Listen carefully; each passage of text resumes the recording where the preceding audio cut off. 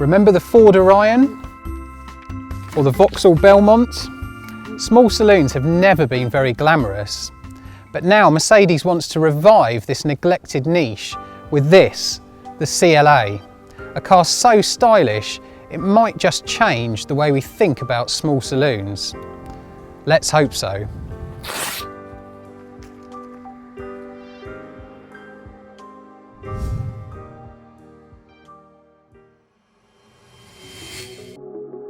The CLA is based on the A-Class hatchback, but its sleek lines come straight from the larger CLS. It's one of the most aerodynamic cars on the road, and one of the most eye-catching.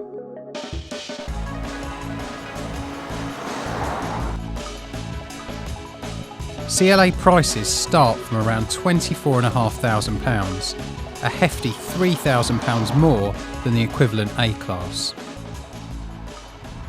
Style doesn't come cheap then, and the CLA 220 diesel that I'm driving today costs nearly £30,000. For that you get 168 brake horsepower and 0 to 60 in about 8 seconds. So it's reasonably quick, but there's a surprising amount of clattery diesel noise if you put your foot down. Mercedes claims an impressive 62.8 miles per gallon for the 220 diesel. That's much better than any of the 3 petrol engines, none of which can top 50 mpg.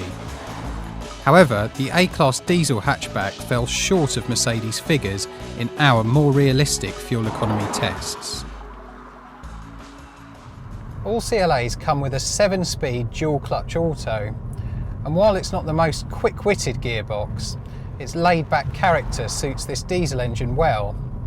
And let's be honest, nobody buys a Mercedes with a manual gearbox anyway.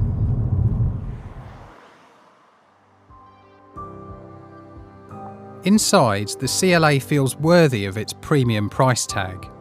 All models come with a media system that allows you to display apps from your phone on the central screen. But the real highlight is all the safety kit. A radar emergency braking system is standard, as is attention assist, which monitors your driving and warns you if you're getting tired. Here in the front, the CLA is fairly comfortable. But climb into the back and you're paying the price for that elegant shape. I'm 5'8" and I've got virtually no extra headroom here. Contrary to what you might expect, the CLA's boot is actually bigger than the A-Class hatchback. But this narrow opening makes it far less practical. You won't be squeezing a chest of drawers in here. Which measures boot space for every car in our test lab.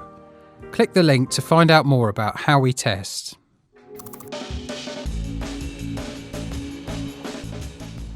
Now the A-Class got a lot of stick about its ride quality, not least from us. And the CLA, well, it's much the same.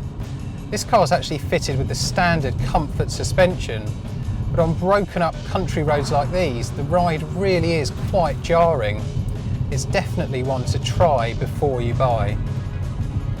Unlike other Mercedes saloons, most CLAs send power through their front wheels.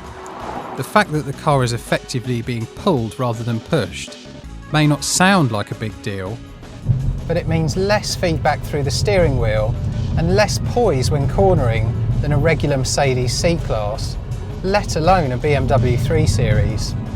And for a car that looks so sporty, that's a shame.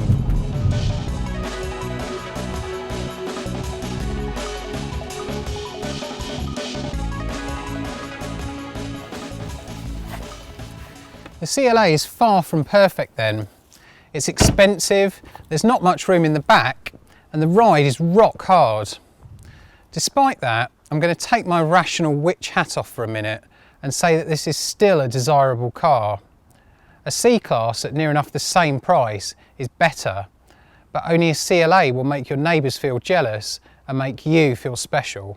And you could never say that about a Vauxhall Belmont.